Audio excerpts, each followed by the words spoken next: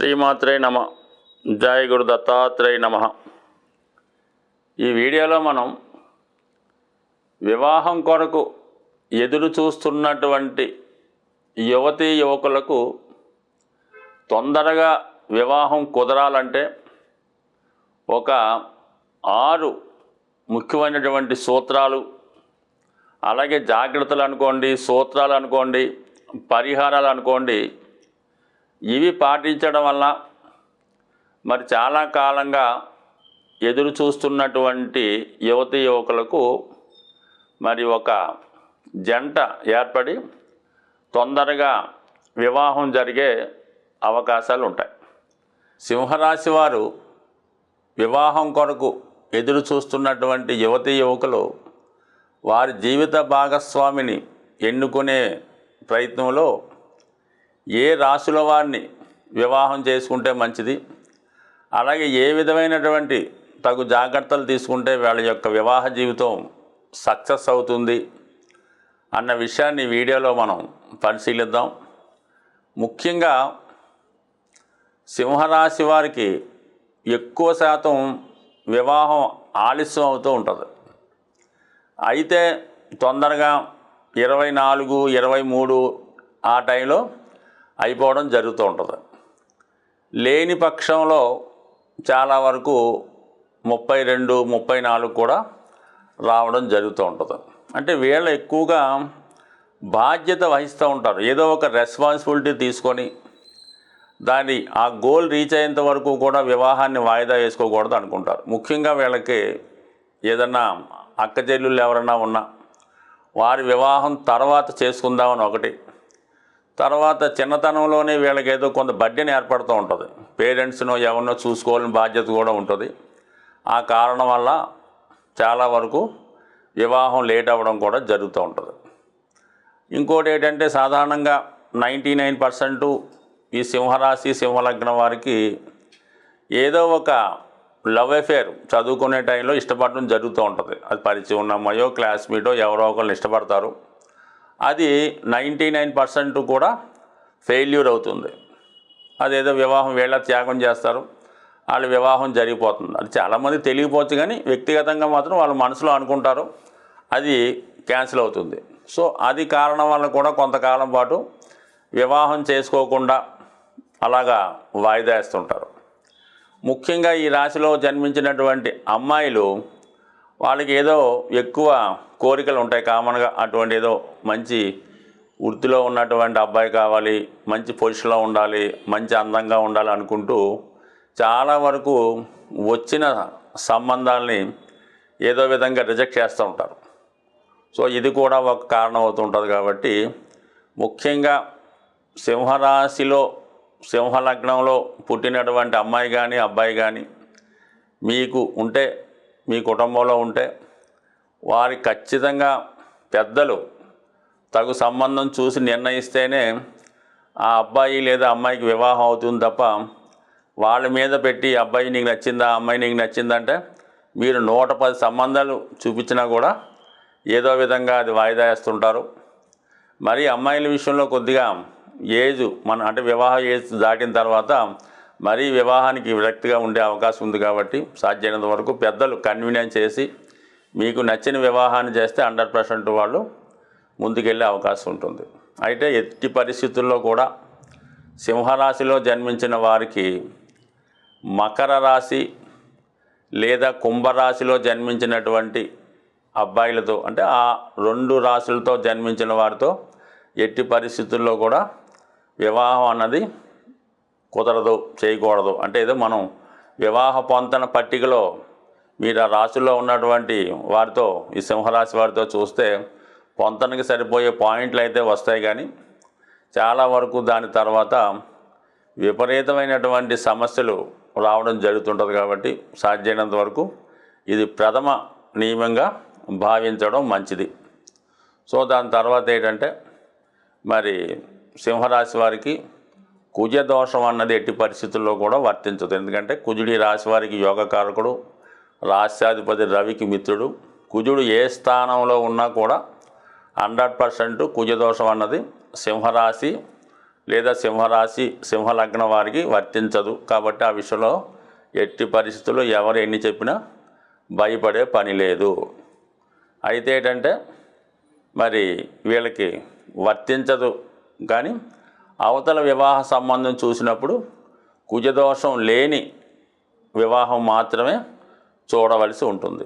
So అలాగే కుజదోషం ఉన్నా కూడా కొంతమందికి పరిహారం అవుతూ ఉంటుంది. అంటే సింహరాశి వారికి కుజదోషం లేదు కాబట్టి కుజదోషం వర్తించని రాశులు కర్కాటకం, ధనుస్సు, మీనాలు, మేష, వృశ్చిక రాశి వారితో వివాహం జరిపించుకుంటే ఉభయులకి కుజదోషం ఉండదు. కాబట్టి వీళ్ళకి కూడా ఎట్టి పరిస్థితుల్లో కూడా ఈ కుజదోషం ఉండదు. కాబట్టి ఈ విషయంలో జాగ్రత్త తీసుకోవాలి. అలాగే మరి మిథున, కన్య రాశి అమ్మాయిలు కానీ అబ్బాయిలు కానీ అయితే ఈ సింహరాశి వారు ఈ రాశిలో జన్మించిన వారిని నిరభ్యంతరంగా తీసుకోవచ్చు. ఎందుకంటే ధన లాభాధిపతిగా ఈ రాశి వారికి కన్యా రాశి, మిథున రాశి వారు 100% సూట్ అవుతారు. వారికి అనుకూలంగా ఉంటుంది. సింహరాశి వారికి తగిన జోడి వీళ్ళవుతారు. అలాగే వృషభ, తులారాశి కూడా నిరభ్యంతరంగా చేసుకోవచ్చు. అలాగే వృశ్చిక, మేషరాశి కూడా చేసుకోవచ్చు. అయితే ఎస్పెషల్లీ మరి మేషరాశి ఈ రాశి వారికి బాధక స్థానం అవుతుంది. కాబట్టి ఆ రాశ్యాధిపతిగా ఉన్నటువంటి కుజుని యొక్క నక్షత్రాలు స్టార్స్ చిత్త, ధనిష్ట, మృగశిర వాళ్ళతో కొంతవరకు వివాహం అన్నది చేయకుండా ఉండడమే మంచిది. సో ఏదైనా మిగతా అన్నీ బాగుంటే పర్వాలేదు, కానీ ఇదొకటి గొత్తిగా అబ్జర్వ్ చేస్తే మంచిది.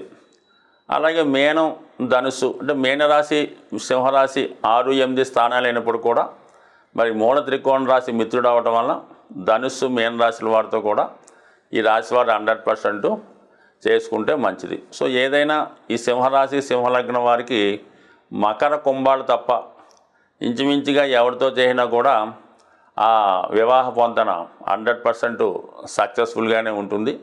అయితే మిగతా భావాలు ఏమన్నా ఉంటే తర్వాత వ్యక్తిగత జాతకం పరిశీలించి చూసుకోవచ్చు. కానీ ఈ ఒక్క నియమం పాటించడం వల్ల సింహరాశి వారి యొక్క అంటే వివాహం ఆలస్యం అవుతుంది తప్ప సింహరాశి వారికి వివాహం తర్వాత మాత్రం 100% వీళ్ళ యొక్క బంధం గట్టిగా ఉంటుంది. బేగా డైవర్సు రాదు, బేగా విడిపోలేరు, బాగా వదులుకోలేరు. ఎంతకాలమైనా దూరంగా ఉంటారు తప్ప వారి మధ్య విడిపోవడం అన్నది ఉండదు.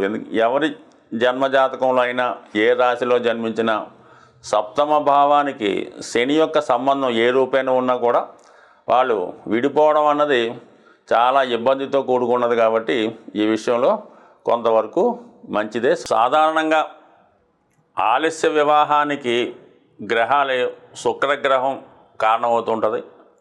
అలాగే చంద్రుడు కూడా కారణమవుతూ ఉంటాడు.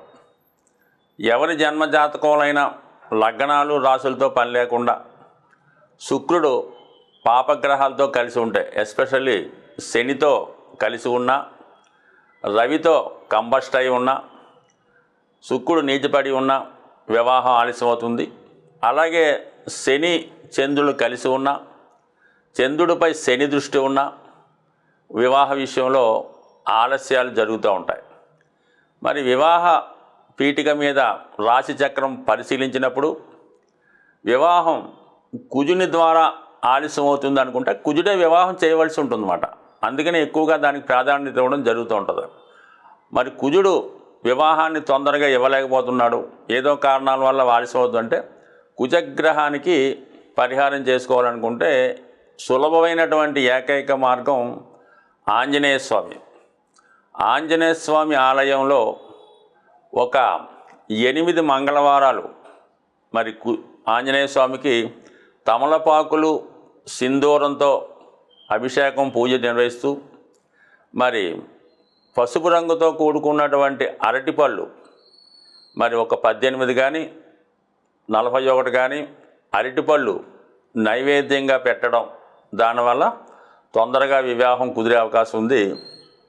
ఇంకా అద్భుత రెమెడీ ఏంటంటే మరి అందరికీ అవకాశం లేకపోవచ్చు, మరి కోతులకి ఎన్ని కోతులైనా పర్లేదు, మరి మీకు ఎంత వీలు కలిగితే అన్ని కోతులు తినే ఆహారం, ముఖ్యంగా అరటిపళ్ళు, మిగతా పళ్ళన్నా కోతులకి లంసంగా ఏదో ఒకటో రెండో కాకుండా ఒక అరటిగెల కోతులకి ఆహారంగా వేయడం వల్ల కూడా మరి వివాహంలో కుజుని ద్వారా ఆలస్యమయ్యే దోషం తొలగిపోయే అవకాశం ఉంటుంది. అలాగే ఒకేసారి కాకుండా 2-3 సార్లు వేయచ్చు.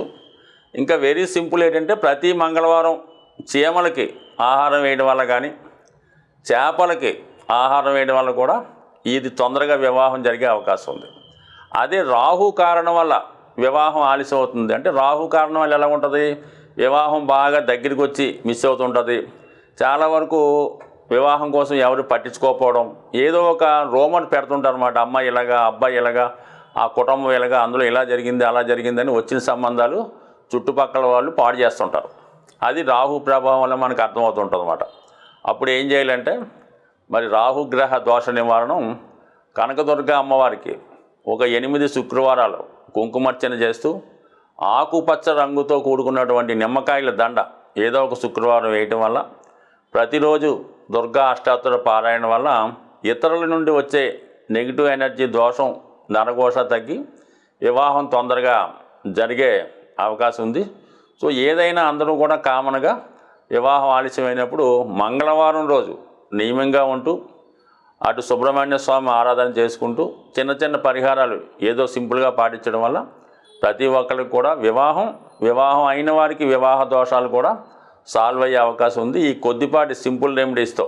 ఇంకొక పద్ధతి కూడా ఉంటుంది. అయితే కొద్దిగా ఖరీదుతో కూడుకున్నది అవ్వచ్చు, అయినప్పటికి కూడా రత్నధారణ, ఎవరైతే దోషం కుజుని వల్ల వివాహం ఆలస్యం అవుతుందో వాళ్ళు వివాహం అయినంత వరకు కూడా మనకి పగడం అనే ఉంగరాన్ని ధరించవలసి ఉంటుంది.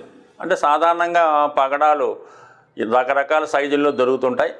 త్రికోణ ఆకారంలో ఉన్నటువంటి పగడం, 3 త్రికోణాకారంలో ఉన్నటువంటి పగడం, అది పర్టికులర్గా రాగిలో తయారు చేయించి, మరి స్త్రీలైతే ఎడమ చేయి ఉంగరం వేలికి, మగవాళ్ళైతే కుడి చేయి ఉంగరం వేలికి, అది మంగళవారం రోజు మరి ధరించడం వల్ల, అంటే మళ్ళీ ఈ నక్షత్రంకి పడదు, ఆ లగ్నానికి పడదు, ఈ వాసికి పడదు, ఇలాంటి కథలేమి పక్కన పెట్టి కేవలం వివాహం అనే సంకల్పంతో మరి ఆ ఉంగరాన్ని తయారు చేసి చక్కగా హనుమాన్ టెంపుల్లో కానీ సుబ్రహ్మణ్య స్వామి టెంపుల్లో కానీ పూజ చేపించి విధి విధానంగా పెట్టుకోవడం వల్ల ఖచ్చితంగా వివాహం అన్నది కుదురుతూ ఉంటుంది. ఇంకా దానికన్నా ఇంకా సర్వశ్రేష్టమైనది కనక పుష్య రాగం. అంటే మనకి గురుగ్రహ అనుగ్రహం లేనిది కూడా ఏది జరగదు. అందుకే పెళ్ళికి గురుబలం వచ్చిందా అని అడుగుతుంటారు. కాబట్టి మరి ఇదేంటంటే పెద్దగా ఇబ్బంది కలిగింది, ఎవరికి కూడా ఎటువంటి నష్టాన్ని కలిగించదు. కాబట్టి కనక పుష్య రాగము, ఈ కనక పుష్య రాగం అనే ఉంగరం మరి సుమారుగా అటు ఇటుగా 3 క్యారెట్ల ఉంగరం, అది బంగారంలో తయారు చేయించుకోవచ్చు లేదా వెండిలో తయారు చేయించుకొని గురువారం రోజు గురు హోరలో, అంటే ఉదయం 6 నుంచి 7 గంటల మధ్యలో మరి ఏదైనా ఆలయంలో, ముఖ్యంగా దత్తాత్రేయుడు ఆలయం సంబంధించిన దాంట్లో పూజ చేయించి గురువారం రోజు ఈశాన్య వైపు తిరిగి మీ పెళ్లి కొరకు ఎవరైతే బాగా ఆందోళన చెందుతున్నారో, ముఖ్యంగా మదర్ చేతి మీదుగా మీరు ఆ ఉంగరాన్ని కుడి చేయి చూపుడు వేలికి అబ్బాయిలు, ఎడమ చేయి ఉంగరం వేలికి అమ్మాయిలు ధరించడం.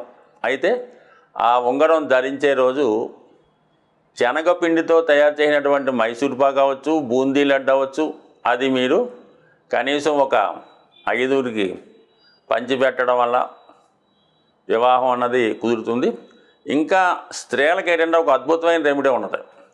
ఒక మంగళవారం రోజు ఎవరైతే వివాహం కొరకు ఎదురు చూస్తున్నారో ఆ అమ్మాయి గోరింటాకు తెప్పించి దాన్ని చక్కగా అంటే దాన్ని రుబ్బడం ఏదో జరుగుతుంది, దాన్ని తయారు చేస్తారంటే చేతికి అలంకరించుకోవడానికి వీలుగా దాన్ని తయారు చేయాలన్నమాట. సొంతంగా అమ్మాయే తయారు చేయాలి, అంటే మిక్సీలు కట్టేయకుండా మరి పూర్వకాలం చేసినట్టు చేయడం వల్ల తయారు చేయించి మీకు అందుబాటులో ఉన్నటువంటి, మీకు మేనత్త వరుసలో ఉన్న వాళ్ళకి, అటువంటి చుట్టుపక్కల వాళ్ళైనా పర్లేదు, మేనత్తలు ఉంటే ఓకే, వాళ్ళకి పుణ్యస్త్రీలకి వాళ్ళ ఇంటికి ఆహ్వానించి వారి చేతికి చక్కగా ఈ గోరింటాకు ఎవరైతే అమ్మాయి పెళ్లి కావాలో ఆ అమ్మాయితో అలంకరింపజేసి వాళ్ళకి సత్కరించాలంటే వాళ్ళకి ఏదో రవికులు గుడ్డ చీర జాకెట్ లాంటిది పెట్టి వాళ్ళ పాదాలకి నమస్కరించి, ఇంకా కూడా ఉంది మరి పాదాలకి పసుపది రాసి చక్కగా వాళ్ళని ముత్తైదుగా పూజ చేసుకొని వాళ్ళకి ఎంతమంది అయితే అంతమందికి కేవలం ఒక ముగ్గురైతే చాలు వాళ్ళకి చక్కగా భోజనం పెట్టి సత్కరించడం వల్ల కూడా వివాహంలో ఉన్నటువంటి తొందరగా వివాహం జరిగే సూచనలు ఈ పూర్వకాలం చాలా వరకు చేయిస్తూ ఉండేవారు. రాను రాను కాలగమనంలో ఇవన్నీ కూడా మారిపోవడం జరిగింది. కానీ ఏదైనా ఇటువంటి చిన్న రెమెడీలే మనకు బాగా పనిచేస్తుంటాయి. కాబట్టి ఇదేనా రెమెడీ అన్నది నమ్మకంతో చేయవలసింది. నమ్మకంతో ఏది చేసినా దాని ఫలితం చాలా వరకు సక్సెస్ అయ్యే అవకాశం ఉంటుంది. స్వస్తి.